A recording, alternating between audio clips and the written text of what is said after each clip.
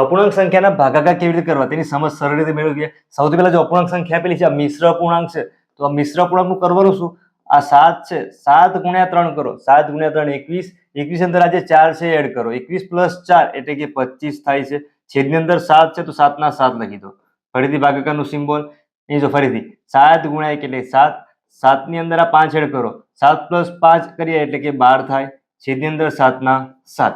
જો ભાગાકારનું સિમ્બોલ છે એ પહેલા દૂર કરી દઈએ તો કરવાનું શું? પહેલા 25 છે એના છેદની અંદર 7 લખી દો. ભાગાકારની જગ્યાએ કરવાનો અહીંયા ગુણાકાર. એ જો 12 છે અંશમાં છે એને લખી દો છેદની અંદર, છેદમાં 7 છે એને લખી દો અંશની અંદર. હવે સાદુરૂપ આપે જો 7 7 અહીંયા કટ થાય છે, ઉપર શું વધે છે? 25 વધે છે, છેદની અંદર વધે છે 12. એ જો સંખ્યા અંશ મોટો છે છેદ નાનું છે તો મિશ્ર અપૂર્ણાંકમાં ફેરવાશે.